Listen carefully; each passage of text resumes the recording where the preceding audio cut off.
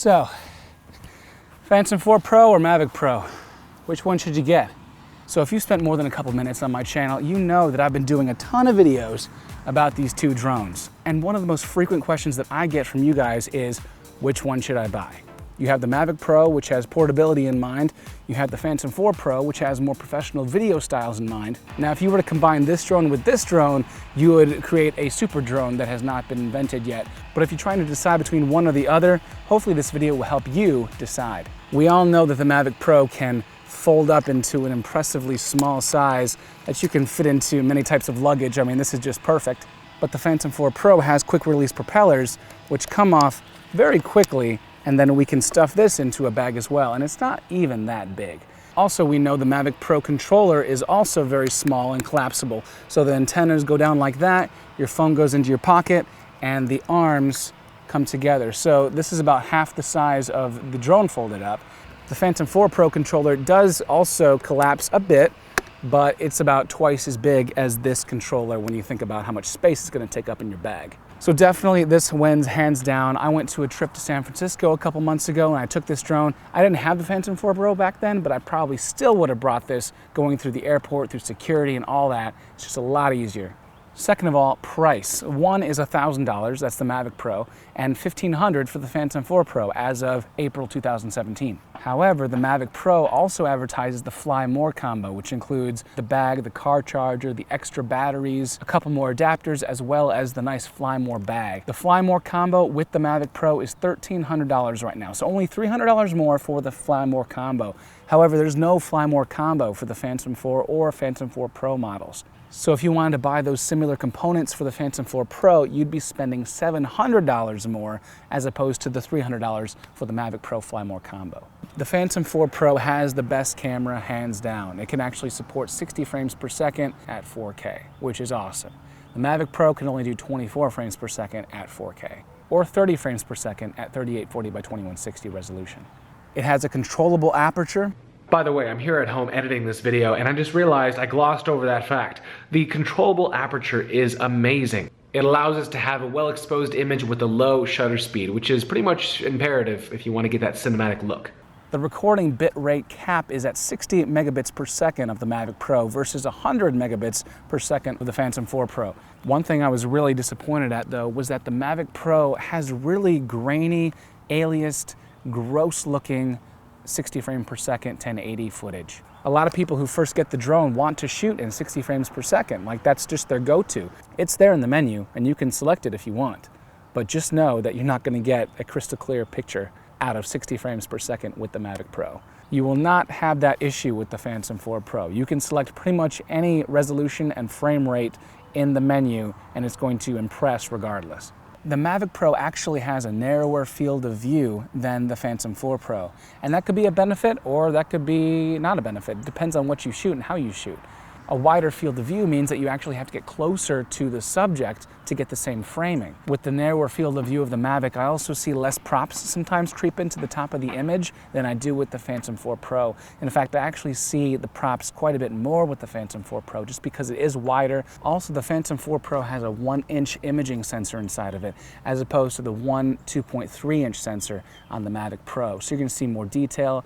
When you're putting on a lens filter on the Mavic Pro, it is a little bit more cumbersome to press on the filter and to take it back off. You really have to support the gimbal just because it's so delicate, or at least it feels delicate. The Phantom 4 Pro actually has screw-on filters, which are perfect. I mean, that's awesome. I wish these screwed on. Mavic Pro suffers from what they call that watercolor effect or water paint, where basically a lot of the image, after raising your ISO a lot, looks really blurry and gross, grainy. Phantom 4 Pro doesn't have that issue quite so much, and you can really bump up the ISO and still maintain a pretty usable image.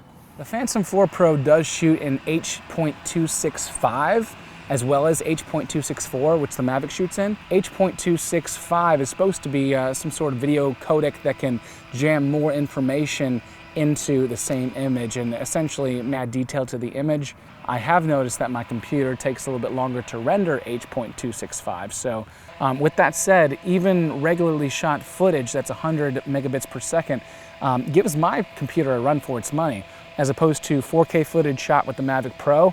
can process and scrub through just fine. A couple months ago, I actually pitted these two drones against each other in a speed test, and the Phantom 4 Pro blew the Mavic out of the water in terms of speed. I think I got up to 59.1 miles per hour downwind with the Phantom 4 Pro. But here's the thing, even though the motors on the Phantom 4 Pro are more powerful and it barrels through the wind a lot faster, the Mavic Pro, I can't help but feel, is a little bit more stable. And there are a lot of people on the internet, a lot of commenters on my YouTube videos saying, well, the Mavic Pro doesn't handle the wind as well as the Phantom 4 Pro. Well, in some ways, I think it does. If it's a gusty day, I would definitely bring out this one over this one if I'm flying in an area where I'm kind of close to objects, buildings, people. I would definitely trust the Mavic Pro to be more stable and get a better shot than the Phantom 4 Pro on a windy day. And honestly, I like the control feel of the Mavic Pro a little bit better. I'm of the younger generation. I came from Xbox and PlayStation, so the controller actually feels a little bit more intuitive. The thumbsticks are shorter. They feel a little bit more like a video game controller. Now, if you fly RC planes or helicopters, you're definitely going to appreciate the controller on the Phantom 4 Pro because the thumbsticks are actually much taller. With the controller of the Phantom 4 Pro, obviously we can put a phone in there. We can also put a tablet, something that's this wide or this wide or this wide or this wide. And so that's actually a really handy thing for the Phantom 4 Pro. You can use your iPad mini very easily.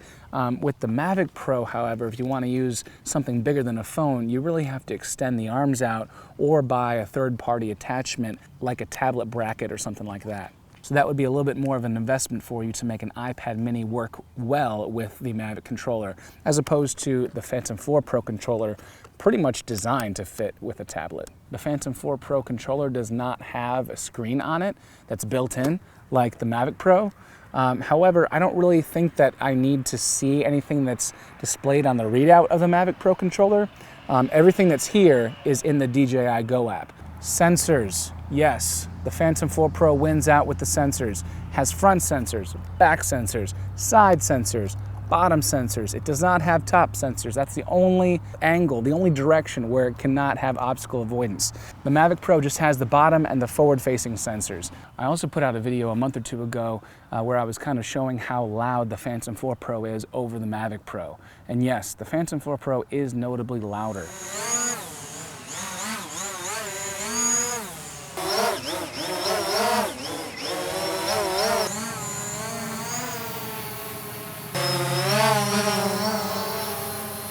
Sometimes when I'm out in like a community, a residential area, I may not want to even take out the Phantom 4 Pro just because it's a lot louder and can cause a lot more unwanted attention or be more bothersome to people than the Mavic Pro. At 400 feet high, I really can't hear the Mavic Pro, especially when I'm horizontally further away from me.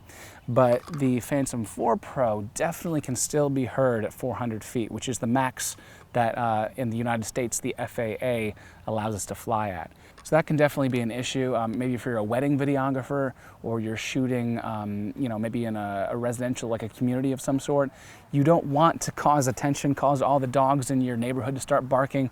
The Mavic Pro might actually be the better option in that case. Now for the intelligent flight modes, they're pretty similar from the Mavic Pro to the Phantom 4 Pro. The Phantom 4 Pro does have draw to fly mode, which is a pretty cool little feature. I've actually honestly never used it before, but draw to fly is one of those intelligent flight modes where you can tell the drone where to go simply by drawing a line with your finger on the app. The Mavic Pro, however, does have cinematic mode, which is unique to the Mavic and basically can allow you to tweak your settings a little bit to get more of a smooth cinematic movement with your drone. Flight time is pretty similar, honestly. I mean, you have 30 minutes versus 27 minutes. That's not really that big of a difference. In the real world, you'll be zooming around and you'll probably have less flight time anyway because you're in sport mode or you're doing a lot of, ascending and descending. So you might not even see 30 minutes and 27 minutes. You might see 20 minutes and 18 minutes. I mean, you cannot really see the Mavic Pro battery status on the drone itself because the battery status is on the top. But here we see right in the back that we're at full battery and we don't even have to glance down at our app to know if we're low on battery or not. So that's really nice. Now, one thing about the DJI Go app. For some reason, it does not cooperate with my Android device. I use an HTC 626 Desire, and it really doesn't hold up to the demands of the DJI Go app.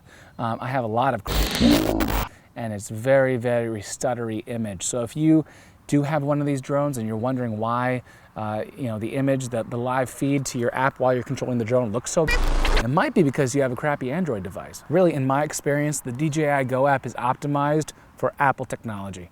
I have an entire video talking about how I linked my iPad mini 4 to my Mavic Pro, and honestly, I haven't looked back since. I love this iPad mini with the Mavic Pro controller. Both drones come with an SD card inside of the drone itself. A 16 gigabyte is what it ships with. For the Mavic Pro, 16 gigabytes on the card is gonna give you about 35 minutes of 4K footage. However, I do use a SanDisk Extreme 64 gigabyte card just for that extra space, and I can keep multiple days footage on the same card without having to reformat it. So in a professional setting, Phantom 4 Pro wins out definitely because of the higher quality camera, the 360-degree optical avoidance, and the benefit of the 60 frame per second frame rate at 4K. The Mavic Pro wins with portability. It's quieter, it can still get the job done, it still has beautiful 4K footage as long as you shoot during the day and not really into the evening. And it's cheaper, so even if you do go for the Fly More combo, you still have a little extra money perhaps to buy some filters, maybe another extra battery, a larger case. Also with the upcoming DJI goggles that were just announced a few days ago, these drones are gonna be really cool to use with that. So thanks so much for watching, guys. This is a video I've been meaning to make for a long time.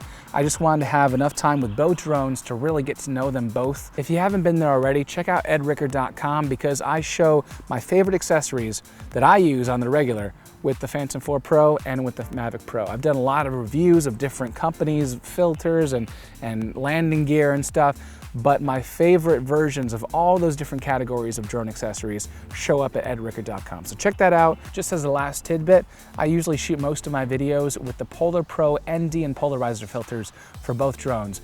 I also usually shoot in full 4K at 24 frames per second with a 1/50th shutter speed. Finally, I usually have a -2 on the sharpness in the camera settings for both drones. It kind of softens things up. It makes it look a little bit more, I don't know, cinematic as opposed to so digitally sharp. If you have any questions about the drones, comment below and either me or maybe some of the other people who frequent my channel can help you out. And until next time, happy flying. I liken this to like a little zippy sports car maybe, and this is more like a heavy-duty pickup truck. This looks a little bit space age mixed with kind of goofy to me. This looks like an osprey about to slice your throat.